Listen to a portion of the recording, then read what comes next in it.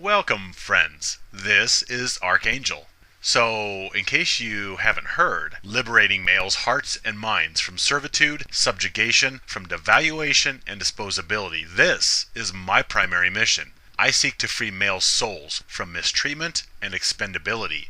However, to free males from female wiles, to free males from the everyday manipulations that females hold over male heads, which compels males under their yokes and saddles, we need advancements, such as the artificial womb, since it will cut out untold amounts of manipulation females foist onto males who want to be dads, or who don't want to be dads, but the state heaves financial responsibility onto them for their sperm that was fraudulently usurped by some female for impregnation purposes. No, babe, you don't need to wear a condom. I'm on the pill. I pinky swear. Then, on the other hand, we have male birth control, which will also usurp untold amounts of female predation upon males who don't want to be fathers and proactively choose not to be held hostage to a lecherous system. Both these are benchmarks for male liberation. Moreover, besides their obvious value to males, these two in particular are huge neon signs saying, "Piss off, vaginisty, we are fed up with male devaluation." And just as technology has freed females from traditionalism, spawned feminism, and rendered males obsolete, we are subsequently using technology to free males from female enticement and subjugation by rendering females obsolete. Good for the goose, good for the gander, right? Right. So something I feel is critical to male empowerment over female manipulation, which is also an associate of male birth control, is to free male orgasm from its ejaculatory straitjacket, totally disabling the ejaculatory process and thus allowing males to enjoy and experience wave after wave of mind-bending pleasure. I feel this is integral to male liberation as much as anything else is. More than simple seed dispersal, ejaculation is a control mechanism over males. Think about the social implications of ejaculation. We mock males over the visual representation of ejaculation. We mock them over the actual appearance of semen or ejaculate. And males are forever slandered as not sexually pleasing females because ejaculation hastens premature male shutdown while the angel he is riding has not even begun to warm up yet. So, lightning-fast ejaculations are a boon for reproduction and species continuance, but a detractor from warm and fuzzy social feelings towards the Y chromosomed. Since we are rapidly moving to a point beyond needing to fertilize the old-fashioned way, we should thus remove the constrictive ejaculatory governor placed upon our male engines, which limits them to 55 miles per hour when we are actually capable of 200 plus miles per hour. Ejaculation and the short-lived time span of male sexuality is a shaming tactic to further humiliate males into seeking female salvation and forgiveness for their disgusting, impotent, pathetically short, narrow-windowed sexuality. If males were freed from the physical constraints of ejaculation, they could go on, and on, and on, and still further on, outlasting any female to the point where eventually the cylinder would complain that the piston is chafing it. Males, freed of ejaculatory constraints, will be in charge and rule their own roost of pleasure, since males would decide when, where, and how often. Our mockery of male sexuality speaks to our apathy of males. We do not care about male suffering, so we damn sure don't care about male pleasure.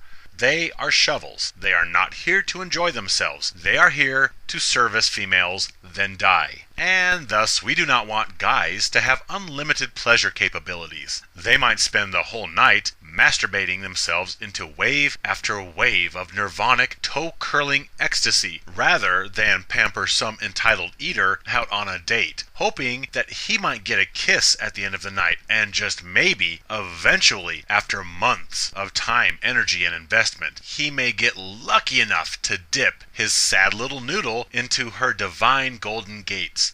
Yeah, and for what? 3 seconds of rebel yell, followed by abuse, emasculation, and possibly 18 years of financial slavery if he did not prepare for his 3 seconds of yahoo. So we need males to be short and quick, too quick, leaving them unsatisfied so they will continue to chase females and the extended orgasm they never get, and thus at the end of the day, everyone can continue to use these males for utility. society will turn its head in disgust as males get their 3 seconds of feel-good, and after they clean up their sickening mess, we compel them to protect, provide, and pamper the golden Venuses in anticipation of possibly getting another 3-second session somewhere in the future, if he behaves and plays his cards right and jumps through all the proper hoops to appease the divine feminine. The brevity of male orgasm latched onto the ejaculatory process fuels gynocentrism and male devaluation by keeping males saddled to the plow in order to get another session in the future, and possibly another beyond that. Some will say the scarcity of male length of pleasure makes actual orgasm that much more rare and special. Oh, please. Actually, that formula is inverted. A few seconds of pain can seem like forever, and 20 minutes of pleasure can feel like half a second. It's called relativity. And when it comes to male pleasure, males are like, what the heck? Where did it go? I want more.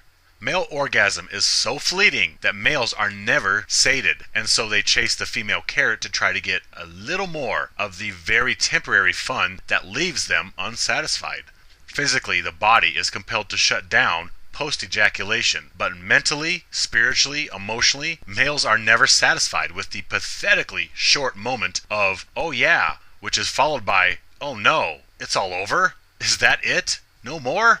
What the hell, man? I want my money back. Help! Police! I've been robbed! On top of being shortchanged through no fault of their own, males then get to hear her mouth running as well. You're done already? I told you to wait. You're pathetic. Or her condescension. Oh, it's all right. It happens to most guys. As her backhanded insult drives home your inadequacies and your inability to sexually satisfy your superiors, you sad, pathetic little monkeys. If males were capable of crazy amounts of pleasure wherever, whenever, there is a strong possibility that males might not chase the female carrot any longer. Oh, the horror! We can't allow that. If male orgasm length or frequency is the product, then demand far exceeds supply. Thus, females swoop in and charge premiums for their ejaculatory assistance services in the form of utility, protection, and provision. Females are simply a lecherous middle agent, getting their cut of the pie by placing an outrageous premium on your own product. Females do not give you an orgasm, they merely assist in ejaculation. So why not cut out the middleman and enjoy your own product, tax and tariff free? Scarcity drives up demand. In this case, it's scarcity of length of male orgasm. Yet if male orgasm hailed as glorious and never-ending in its supply, then females' assistance in this process would drop to the point where the product, male orgasm, would outpace demand for female assistance, and thus females would be priced out of the market. Yeah, you can have your princess attitude and golden vagina. We can go home and give ourselves 2-hour orgasms, followed by the best sleep we've ever had in our lives, then wake up the next morning and decide what toy to buy next using the money that we still have. Money we did not have to expend to buy your attention or sex, which is simply ejaculatory assistance. Sex is so overrated. Females do not offer anything other than ejaculatory assistance. That's all. That's it. That's all they do. They do not give males anything. They simply assist you in orgasm. The only thing they might give you that you did not have before is an unfriendly bug. But being free of female manipulations, being free of the ejaculatory restraints which keep you chasing the female carrot and thus sequesters you to slaving away in a gynocentric system, being free of 3 seconds of unneeded fluid expulsion. Oh, what a glorious life that would be. Males would not need female forgiveness for their 3-second humiliation when we could outlast females. This would compel males to begin examining females more critically. Okay, so you used to peddle your services to assist me in ejaculation. Well, guess what? I don't need that now, so what else do you offer? Why should I entertain my time on you? When males look closely at this proposition, they will see the wisdom. If males just contemplate a future post-ejaculation elimination and artificial womb, males will have a eureka moment and realize that females bring nothing to the table when males can do everything. Females and the collective feminine is terrified of males reaching that Newtonian moment where the apple falls off the tree and hits the male collective in the head. Doing. Wow, we are the gold already. We don't need females. They bring nothing but apathy and lecherous liability to males. You must understand, females need males to be handicapped by ejaculation so they can control and exploit these sexual handicaps for their own enrichment. We need males to be chained to ejaculation, for it increases their utility and disposability through service and sacrifice to offspring and the mother of their children and their own personal mother and the mothers of every child on this planet who would not be mothers in the first place were it not for ejaculation. Moreover, the briefness of male orgasm is a commodity that females bank on. You see, male-female interaction is a barter. Females trade ejaculatory assistance in exchange for provision and protection from the male. Now, when barter happens, both sides want to get the most by giving the least. Prostitutes provide the perfect example. They desire, even bank on males coming in a minute. That way, she can get back out and get another job, and then another after that. She maximizes monetary gain by depending upon the predictability of males and the pathetically quick, short orgasm. She would make no money if a John could go all night and never ejaculated. Traditionalist females do the same thing. They trade a few seconds of mattress time for an all-expenses-paid existence. And traditionalist females depend on male orgasm brevity. Okay, so I give him 3 minutes of thrusting, and tomorrow we go pick out my new car. In fact, many males get irritated, some even downright angry, when males are taking longer than the 3-minute allotment to ejaculate. I've had females get agitated and ask, "Are you done yet? Why are you taking so long?" But why would females be agitated by this increase in male endurance? Well, besides wizard sleeve blisters.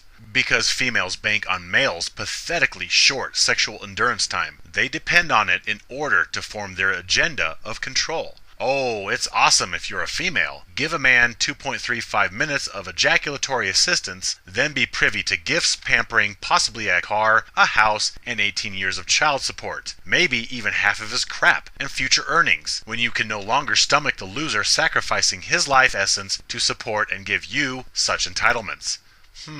Not such a bad trade-off in the minds of females. A few minutes of thrusting for his subjugation and servitude. Wow. Yet if males could sexually go on for days and days on end with untold amounts of multiples, females would find it difficult, if not impossible, to exploit males over a biological restriction when that restriction has been lifted. The average breasted citizen wants males to be two-pump chumps, so she can go from the unpleasantness of giving him a quick handjob in the car to the more important part of the evening, where he pays for everything. After which he goes home, goes to bed, so he can get up and go earn that paycheck for her, feeding the gynocentric tax machine in the meantime. Males need to understand that females only entertain males sexually because she is using it as an investment in herself, not because she cares about males in the slightest. If females want sexual pleasure, there are toys galore, or other females, or their fingers in the stall of the local convenience store when they need to get off quick. Male pleasure has a price tag attached. It always has. Females are hedonistic. They have multiple orgasms, and they are spared the hardships of life. Obviously, they are ingratiated to hedonism and pleasure. Males, on the other hand, are custom-made masochists. Male pleasure is so fleeting as to cause questioning of its very existence, whereas male pain, suffering, turmoil, these are the only things males know. Perhaps this is why males are so masochistic, because in the absence of pleasure, males invoke pain as a way of feeling something, anything, to remind themselves that they are actually alive. Remember Fight Club? Whereas females are pleasure seekers, because their environment enables them pleasure. Females are custom-made sadists, as they take pleasure in torturing males, who are the masochist by default because we have a lack of pleasure enablers and so choose to feel pain as a reminder of life and as a tool of receiving attention from someone. Regardless of the fact that it is negative attention, it is still someone noticing that a male exists, whereas the rest of the Y-chromosomed wreckage is ignored and forgotten.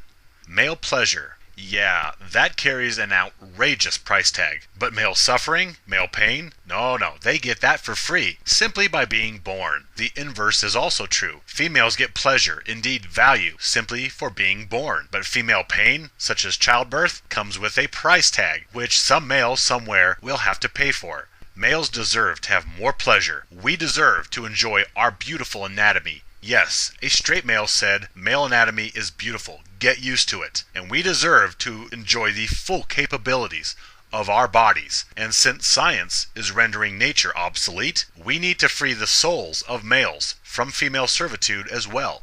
Beyond old-fashioned procreation, ejaculation is a tool of male control. We do not need it. We need to rise above it. Females only allow you to ejaculate in their presence, maybe even with their assistance, in order to oblige servitude from you. Especially if that ejaculation assistance leads to offspring, which compels years and years of obliged service from you. Either way you slice it, male orgasm chained to ejaculation is a hindrance to males, and besides being a tool of enslavement, ejaculation is actually a mechanism of cruelty, for it comes to shut down the feel-good sensations when they have barely started. Besides freeing males of enslavement, ejaculation cessation would open males up to the crazy amounts of pleasure they are capable of. The very same pleasure that males have been chasing 3 seconds at a time throughout their lives. Moreover, many believe, and I am inclined to agree, that since sperm is life, that every time a male ejaculates, it uses up a little of his life force. And after years and years of ejaculation, his mortality is hastened compared to females. So whether you label this life force chi, or simply a conglomeration of exhaustive processes required to rebuild and replenish spent nutrients via ejaculation, either way, it drains male vitality needlessly, when all males really seek is the pleasurable feeling of the orgasm itself, not the expulsion of fluid which signals, sorry, playtime's over. Ejaculation is like the parent that comes and says, it's time for your friend to go home, just when you guys started having fun. Money shots are thieves, stealing male essence and vitality a few milligrams at a time. Thus, I find that it behooves male interest to discover how we can completely disable the ejaculatory process, which would also address male birth control. This has so much relevance to male liberation, more than most might concede at first glance.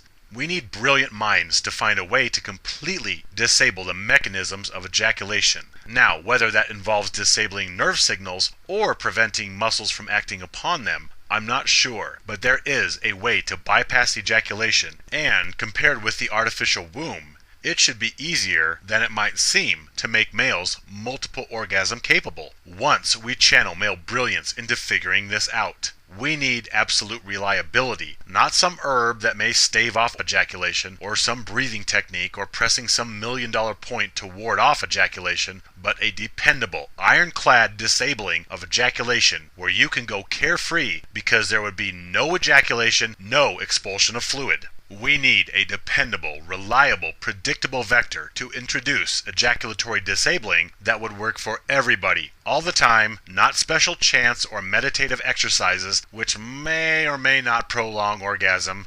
How about we prolong orgasm by removing its restriction? Wow, how's that for logic?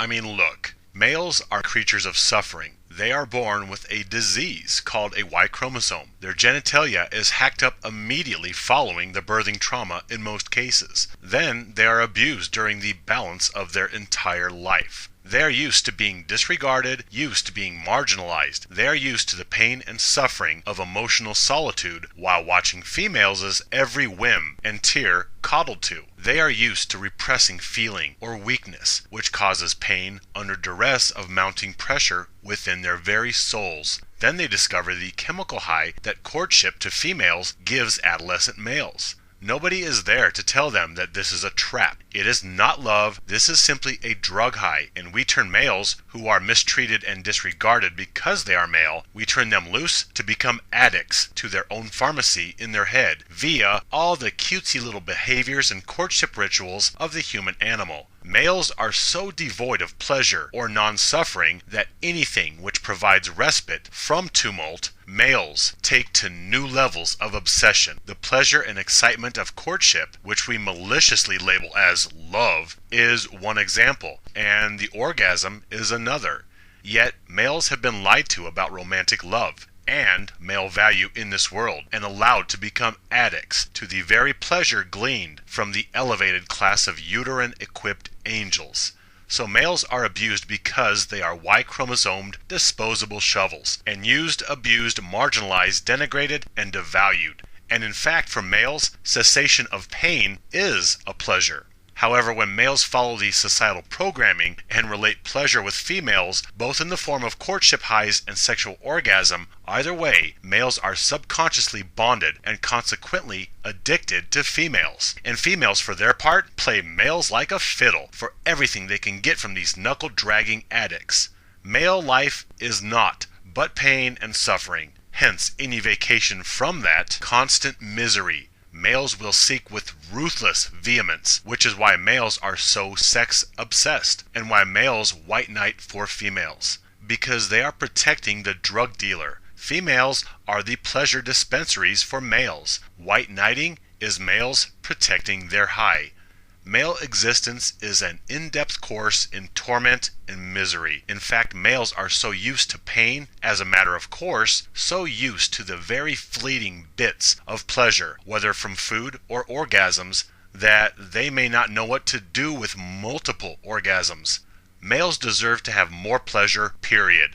And males need to break free of limitation and not be controlled by females, nor the astronomical compensation females charge you for assistance with fluid release 3 seconds at a time, once or twice a month. Males deserve the right to tell females, why did you stop? Are you done already? You are so pathetic, when she stops after an hour. Or males deserve the right to give females condescending self-esteem blows like, oh, it's alright, it happens to most women, when she is totally spent after 2 hours and you are still raring to go. Males deserve more pleasure and less biology with which to be controlled by, and birth control to boot. Male ejaculatory cessation will accomplish all that, and so much more for male welfare and liberation. Furthermore, it will give males power over female pleasure. Like Eddie Murphy stated, if you can make a female come, she's yours. Now, to clarify, a female can have an orgasm and still not be satisfied. They seek to hit a certain pleasure threshold, at which point sexual satiation is reached, and then females are spent and ingratiated to the male that can get them to the satiation point, whether it comes at the 39-minute mark or following the 4th orgasm. So as it stands, male and female orgasms do not match. Males come too quickly because of ejaculation, and females are too delayed, in general. Indeed, there is much male talent out there. Yet even if a male can hold off and wait to orgasm until after she orgasms, this still may leave her unsatisfied because it may take her 10 orgasms to reach sexual satiation.